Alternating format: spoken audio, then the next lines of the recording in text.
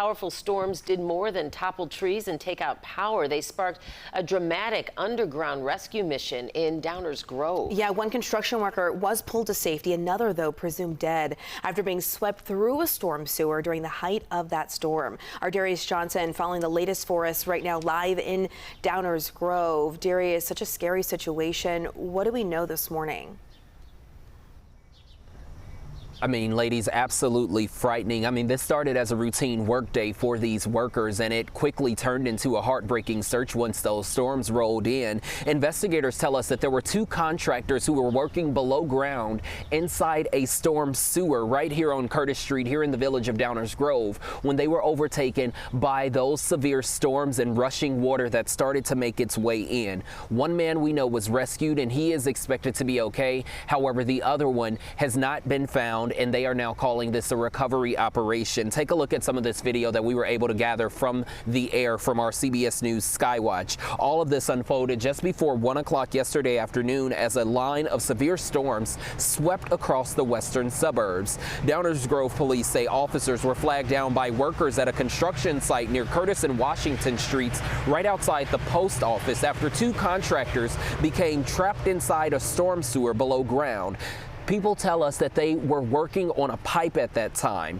Technical rescue teams from multiple fire departments rushed to the scene with firefighters climbing into the sewer in an intense search. After about a 2-hour search, one worker was found about 200 feet from where he originally entered the system. He was taken to Good Samaritan Hospital in good condition, but as that rushing water continued to fill that tunnel, crews were forced to suspend their search after about 5 hours for that second worker, calling the conditions too dangerous. Officials tell us that they have now transitioned from a rescue operation to a recovery operation. Just terrible. Hopefully they find them all. Honestly, I thought it sounded like those Thai kids in the cave. This was going to be like a movie or something. I mean, it's like the scariest thing ever.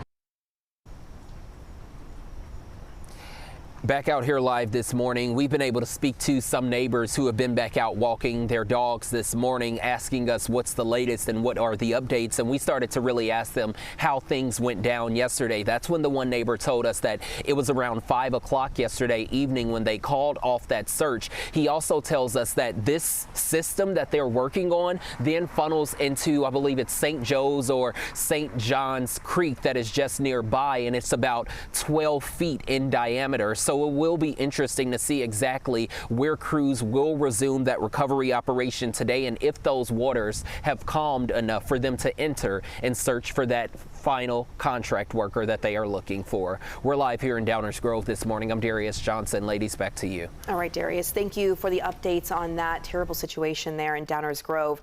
Right now, we want to go to this. It's a map of ComEd outages. Right now, hundreds of thousands of customers are still in the dark after yesterday's severe weather. According to ComEd, at one point, more than 530,000 customers lost power. That was mostly in the southern, western, and northeastern neighborhoods and also the suburbs. You can see from the outage map that number is now down. They've got about 227,000 customers still without power.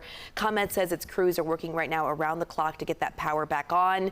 If you're wondering, it expects to restore power to 80% of impacted customers, but not until noon tomorrow, or at least by then. And at the peak of the severe weather, 61,000 NIPSCO customers didn't have power in northwest Indiana. That number is down now to just a bit more than 16,000 people without power. The most outages are in Chesterton and Valparaiso. NIPSCO has not given an estimate of when everyone will get their power back on there. But we did want you to know that the American Red Cross is out there helping people who are affected by storms in Lake, Will, and southern Cook counties. It's actually opened 2 shelters. One's in South Suburban Stager, the other in North Suburban Gurnee. People can get food, charge your devices, find community resources there. It's a good stop to make.